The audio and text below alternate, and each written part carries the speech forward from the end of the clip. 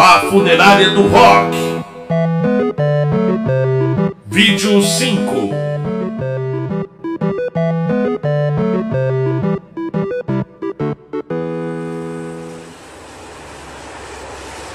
Capítulo 9. Karuma.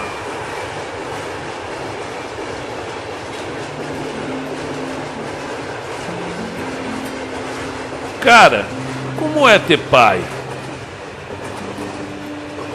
É um pé no saco, respondi enquanto subia pela janela para o teto do vagão. Tem certeza, brother? Eu sempre achei que seria o maior barato. Depende. Você nunca viu o seu pai de verdade? Eu acho que ele já morreu. Olhe para o lado bom.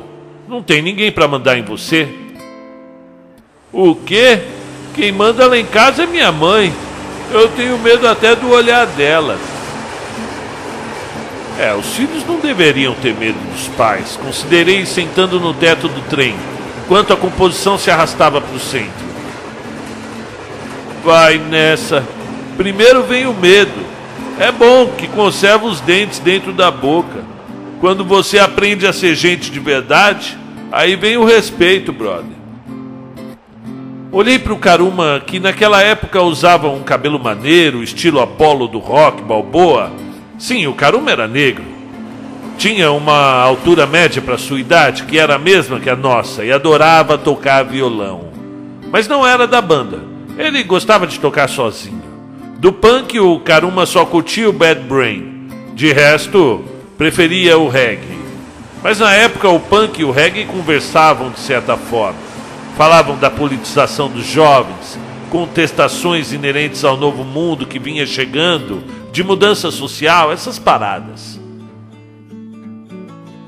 Estava sentado bem na ponta da laje de concreto, em frente ao farol de encruzilhada, dedilhando No Woman No Cry. Karuma era foda, tocava lindamente.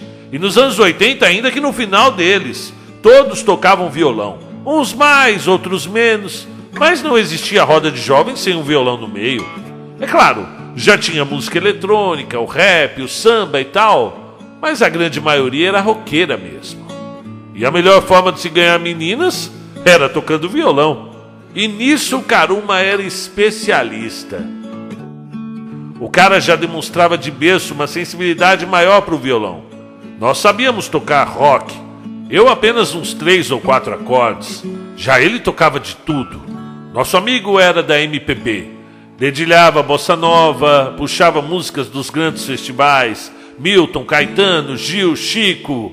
Diz que aprendeu com seu pai, mas nunca nos apresentou. E não mais falava sobre o velho.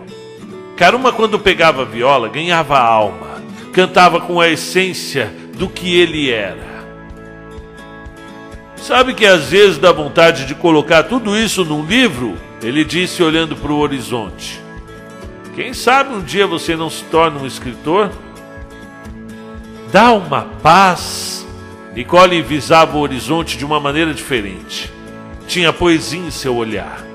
Nossa amiga, às vésperas de completar 17 anos, parecia começar a fazer as pazes com a vida.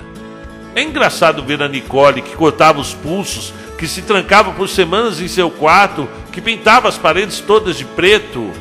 A mesma que se dizia ateia e que deixou todos preocupados pela loucura de sumir de sua casa por 3 dias. Tínhamos 15 e ela 14. A história continuou, com ela odiando ainda mais a vida.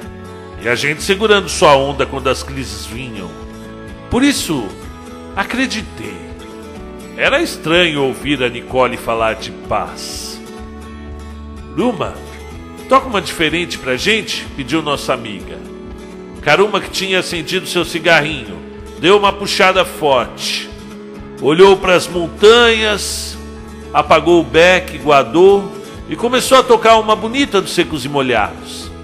Deitei na pedra inclinada que compunha um dos lados da construção, fechei meus olhos e viajei na canção do meu amigo.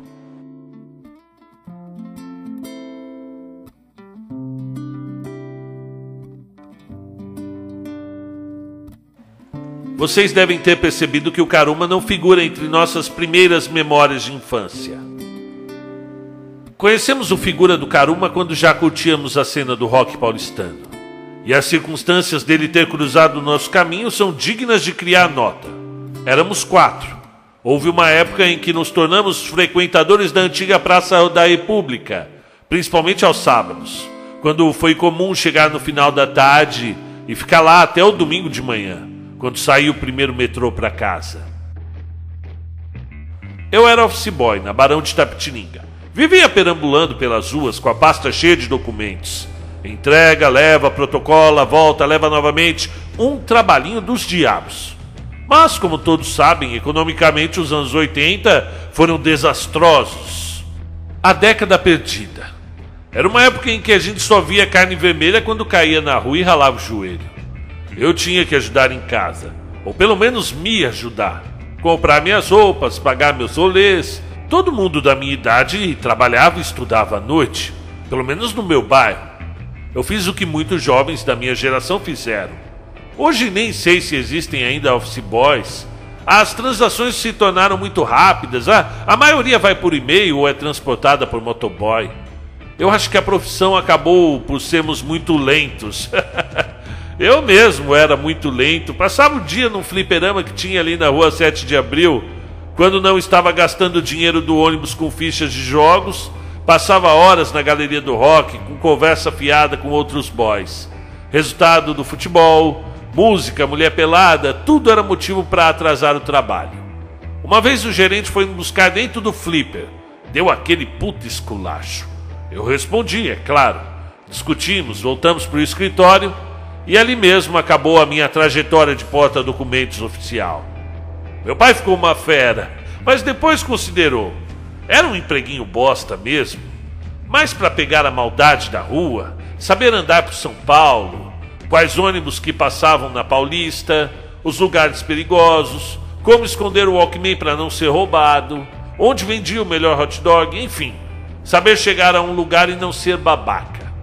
Hoje os jovens mal sabem pegar um ônibus ou se limpar sem perder o horário da prova do vestibular. Mas esse também é um argumento meio babaca, porque eu era o maior vacilão também. Na rua você aprende a não ficar de bobeira. E foi por isso que eu e os meninos costumávamos estar ali nas redondezas. Seja na Praça da República, encontrando a galera, ou na Praça Roosevelt para andar de skate, tocar um violão e tomar aquele vinho barato e altamente cancerígeno. Foi em uma dessas madrugadas quentes de sábado, quando subimos para a Avenida Paulista comprar vodka para tomar com Coca-Cola, ali mesmo no vão do MASP, que vimos o nosso amigo andando com seus passos miúdos, bem tranquilo, com seu violão metido num saco de pano pendurado nas costas. O King bateu o olho e disse: "Eu acho que eu já vi esse malucão lá na vila, mas eu não lembro de onde." Estávamos descendo a numeração, vindo da Consolação, e ele subindo do Paraíso, quando cruzou por nós. Bateu os olhos na gente e seguiu seu caminho. Mas foi por pouco, porque na esquina vizinha, bem na Radoc Lobo, ele foi parado por um grupo de carecas que vinha subindo. A sorte foi que o King sentou para amarrar o All-Star dele. Depois de muito tempo, o Caruma ainda falava desse tênis. Os caras, vendo que o nosso futuro amigo estava vindo, pararam próximos às mesas de um bar, fazendo um corredor humano pelo qual o sujeito seria obrigado a passar. Ele, na sua humildade, abaixou a cabeça e foi apressado, para não atrapalhá-los. Mas esses caras queriam confusão nesse dia. Um deles se projetou para frente de forma repentina, esbarrando no colega que vinha na sua. Pronto, a confusão estava arrumada. Eram uns 7 babacas. O maior deles, que parecia o líder, gritou: "E aí, neguinho, não tá vendo o cara aqui não?" "Ih, foi mal, brother", respondeu o Caruma sem olhar diretamente pro grandão. "E você acha que eu tenho brother preto?" Um outro que já vinha preparando o soco inglês se aproximou. "Aí, crioulo, vamos te ensinar a andar aqui na cidade." Começou um empurra-empurra e quando vimos, quem resolveu entrar pelo corredor da morte foi o Urubu, que vinha com cara de pouquíssimos amigos, arrastando seu skate. Mal passou pelo primeiro da turma e já foi interceptado. "Olha só, agora a festa tá completa", bradou o grandão. um preto e um punk. A cena do inferno foi pintada agora. Vamos ver quem chora mais. Amigos, eu não lembro direito a ordem dos fatos. Só recordo haver visto um canivete pendurado no cinto do gigante. E do outro que já vinha com um soco preparado na nuca do urubu, quando de maneira espetacular apareceu o King correndo já do outro lado. Nem eu tinha reparado dele ter saído do meu lado, preparando uma voadora homérica, aquela voadora do King de 2 pés, dignas de filme do Bruce Lee, que acertou a cara do gigante bem em cheio.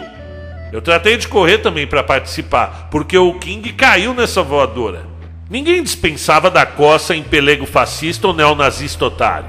Naquela época não tinha muita ideia com esse tipo de gente, não. Existe um diálogo com um filhote de ditador, mas ele é muito limitado. A partir disso, primeiro a gente bate e depois troca ideia. Foi engraçado até hoje. Quando passeio pela Paulista de bicicleta, lembro-me dos trogloditas correndo como covardes que eram, com a gente no encalço chutando suas bundas racistas. Um deles ficou no chão depois da garrafada da Nicole, justamente o cara do soco inglês. Mas a verdade é que nunca fomos loucos. O cara caiu, machucou. Ninguém ia mais bater nele, como fazem alguns pit boys de hoje, chutando a cara de pessoas desacordadas até causar traumatismo craniano. Ninguém merece morrer por suas ideias ou atitudes. A gente era rueiro sim, mas humanos. O normal era todo mundo gostar da gente, sentar na roda conosco, tocar um violão, passar de mão em mão, contar histórias engraçadas e talvez nunca mais ver a pessoa. Mas nesse dia não. Os trouxas foram embora assim, dançando pela Avenida Paulista. Após o ocorrido, o colega coagido veio agradecer. Valeu, brother! Realmente se tratava de um rapaz que morava na vila. Entretanto, pegando a Rua do Urubu e subindo em frente até o próximo bairro, um pouco mais humilde, feito de casinhas do governo. As casinhas do Quércia. Seu nome? Juarez Carlos. O apelido? Karuma, que era uma região da Uganda, na África. Mas esse não fomos nós que demos. Ele já veio com ele de sua escola. A verdade é que, após todo o estresse, rimos bastante. Tiramos o cara desmaiado da rua, acordamos-lo para saber se ele estava bem e fomos embora. Desistimos do MASP e resolvemos voltar um pouco e descer a Augusta. E depois pegar o metrô no centro, pois ia começar a chover. E realmente no meio da descida caiu o mundo. E como todo bom jovem, dançamos na chuva. Pulamos nas poças, chutávamos água um do outro. Começou uma anarquia daquela longínqua Augusta dos anos 80. Mais ou menos na altura do Vegas, o King encontrou, encostado no poste, uma porção de pedaços grandes de isopor, provavelmente oriundos de alguma compra de geladeira ou fogão.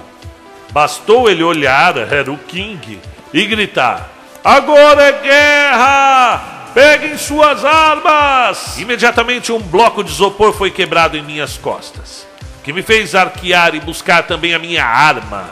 Resultado, quem passava pela Augusta via uma porção de arruaceiros brincando, como criancinhas de guerra. A rua toda suja de pedaços de isopor, e a gente se divertindo quando... Para o nosso desespero, virou uma viatura, aquela veraneiro, da polícia, e nos parou. Vocês gostam de sujeira? Perguntou o guardinha. Pois agora os bonitos vão recolher cada pedacinho de isopor da rua. Cada vez que abaixávamos para pegar um pedaço, o cacetete do policial cantava nas nossas costas. Até a Nicole tomou umas borrachadas dos gambé. O Karuma, que logo percebemos se tratar de uma mania sua, pediu: calma aí, brother. Teu brother? Teu brother? E lá foi mais uma rodada de cacetadas nas costas do nosso mais novo amigo. Maior mancada, o Karuma falou depois no metrô, todo molhado de chuva, com marcas nas costas e nos braços da bagunça. O policial bateu mais em mim. Não viaja, Karuma. Pelo menos ele não quebrou seu violão. Apesar do vacilo, rimos bastante naquele dia. A gente merecia tomar umas pauladinhas. Depois dessa data em que o defendemos, o Caruma nunca mais se separou de nós. Bebia pouco, preferia fumar o seu fino, que não nos incomodava. Tirando os moleques exibidos que guardam a paranguinha para fumar na frente da escola diante de crianças, a maconha não era problema nenhum pra gente. Tinham aspectos muito piores naqueles anos, como a inflação, os resquícios da ditadura, a crise, a violência, a AIDS. Caruma trabalhava na galeria do reggae, ali mesmo na 24 de maio, na lojinha de copiadora no subsolo. Fora isso, quase nada sabíamos dele. Pouco dizia, ouvia bastante. Aquele ombro amigo que fica quieto horas certas, ouvindo-nos sem julgar, sem dar bronca, apenas ouvindo. Noites e noites passamos na esquina da vila trocando ideias, conversando sobre a vida, filosofando, vezes até que fazia frio e até garoava. E lá estava o guardião da esquina, nosso amigo Caruma, com seu violão, dedilhando alguma coisa. Sabe que hoje, infelizmente, eu só vejo rodinhas de narguilés com música de otário. Se bem que esse meu argumento também é meio tosco. Na minha época também escutavam muita música ruim. Abusavam muito das drogas, e muitos sequer saíram dos anos 80 com vida. Mas sei lá, tinha algo diferente. Tinha uma magia, uma vontade de querer mudar o mundo, o Brasil pelo menos. Com o Caruma fui a primeira vez no Madame Satã. Aquele lugar ajudou muita gente a transar. Hoje passo na vila e não vejo mais jovens como nós fomos, com seus violões, compondo canções que mudariam o mundo, escrevendo sonhos que virariam melodia, botando todo o nosso sangue e toda a nossa fúria de jovens para fora. Capítulo 10. Os Cariocas.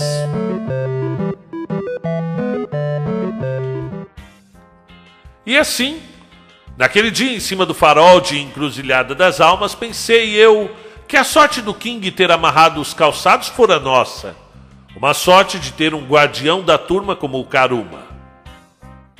Olha só! Um bando de bichas tocando música de bicha! Falou de repente um sujeito de jaqueta jeans e um cabelo amarelo que vinha acompanhado de outros dois caras, todos mais ou menos da nossa idade, subindo pela trilha do farol. Aposto que são paulistas. Olha a pinta do espetado, respondeu o outro de cabelo comprido, escorrido, que vinha caminhando ao lado do primeiro rapaz. E aí, parceiros, chegaram agora, disse o terceiro, esse de cabelo arrepiado, no estilo surfista. Eram uns caras de praia, cabelos clareados, óculos escuros, bermuda, chinelo. Chegaram pelo outro lado de onde vínhamos. Urubu só lançou um olhar e ali mesmo ficou, sem se mexer. Não estávamos para briga. Então, as madames são de onde? Perguntou o rapaz bombado de academia com a jaqueta jeans. Da puta que te pariu, respondeu a Nicole, que não tinha paciência para esses estilos. Calma aí, deixa as meninas falarem, disse um rapaz de cabelo comprido e escorrido, com uma carpa tatuada na canela. Nós somos de Sampa, respondeu o King, olhando para o arrepiado. Quer um pouco de iogurte? Eu não disse que essas meninas eram paulistas? Mas então, eu provoquei. Onde fica o morro de onde vocês vieram? Só pode ser no Rio de Janeiro, né? Lá tem metrô? Putz, grila, olha o paulista tirando onda. O que você acha disso, Caê? Eu nem sabia que tinha rock em São Paulo, devolveu Caê. O que eles acham que é rock mesmo? O traje a rigor? Todos riram da gente. O Caê era o rapaz de cabelo arrepiado. O outro do cabelo escorrido, segundo entendi, era o Renato. O bombado de academia com a jaqueta jeans era o Flávio. Claro que havia uma disputa entre o rock paulista e o carioca. Eles zoavam nossas bandas, a gente zoava deles e todo mundo zoava as bandas do Sul. Mas a galera de Brasília era bem-vinda em todos os três lugares. Sabíamos que a cena do gênero havia sido incrível no Rio, com o cerco voador expondo os máximos da música. Mas a gente tinha muito mais que o traje e ira. Exportamos influência com os mutantes, fora os secos e molhados, sem entrar nos enormes méritos do Ratos de Porão, Velhas Virgens, RPM, Titãs, para não falar das bandas pequenas que a gente curtia desde a época do Napalm. Imagino que esses cariocas sequer tivessem conhecido Vinícius de Moraes, mas imitando sua fala em relação ao samba, tentavam em vão sepultar a cena do rock paulista. Nós nunca fomos o túmulo do rock, apesar de reconhecermos a enorme importância do cenário do Rio de Janeiro e principalmente de Brasília. Mas só quem já desceu a Baixa Augusta, já frequentou Madame Satã ou enlouqueceu na Led Slay sabe o que eu estou dizendo. Quem cantou o Cabeça Dinossauro inteiro por milhares de vezes e até posteriormente, já mais velhos, de uns tempos pra cá, no casebre, revendo todos esses caras, vai poder atestar que nós, adolescentes dos anos 80, agora eram quase jovens senhores, discutindo o bom e velho rock and roll nos motoclubes da cidade, com os seus filhos e netos, podemos dizer, o rock é paulista, mano. Os cariocas ainda tiraram sarro da gente por um tempo, sem a nossa resposta, até que se cansaram e foram descendo a montanha. Vimos de longe eles entrando no Monza vermelho e descendo rumo ao centro. Carioca folgado, hein, Uruba? Tava bom de dar um sacode neles, provocou o King, que tinha guardado a noção antes de reencarnar. Pois é, fim de semana tá só começando. Eu já viajei muito com meu avô pro Rio. Eles não querem briga, não. É só aquela rincha comum de paulista com carioca. Essa provocação é de costume. Deixa os caras. Depois a gente dá uma zoada neles. Olha lá, a Nicole dormiu em cima da laje, interrompeu o Caruma. Todos nós dormimos. Com o sol do inverno não fere a ponto de queimar a pele, pelo menos não naquele dia ameno, acredito que apagamos até quase o meio-dia. Eu lembro que a mudança de altitude interferiu bastante, aumentando ainda mais o nosso cansaço. A longa viagem durara a noite toda. Hoje você consegue sair da capital paulista e chegar à cidade da montanha em 4 horas e meia. Mas na época, com a rodovia em pista única, a história era bem diferente. Somente a estradinha de terra de Pouso Azul a Cruz Verde, e de Cruz Verde a Encruzilhada levava quase 2 horas. Tempos depois, já na Praça da Matriz, em frente à igreja antiga e linda, tocamos alguns sons do Raul Seixas com um rapaz que, depois de uns 20 anos, ficaria conhecido como o cantor Cachoeira. Algumas pessoas me falaram que o Cachoeira sequer conhecia a cidade naquela época. Mas eu posso jurar que naquela tarde só poderia ser ele mesmo, o Cachoeira. E de toda forma, tocamos quase todo o repertório lá do B do Raulzito, sentados em volta de uma daquelas estátuas antigas de coronéis. Coronel Emiliano Ponciato, fundador da cidade e valente comandante na luta armada que culminou com a independência de Encruzilhada das Almas, leu o urubu ao pé do busto. Coronel é o meu chapéu, gritou o King, derramando cerveja em plena roupa. Ao lado da igreja tinha uma pedra enorme em formato de um grande navio. Parecia a popa de um batomushi. Grandona pedra. Esse rapaz me chamou de canto, o Cachoeira, e falou algo parecido com ver a terra girar e flutuar no universo. Isso me ajudou a entrar na vibração do local, naquela energia. Ele falou e eu realmente imaginava como seria flutuar no universo.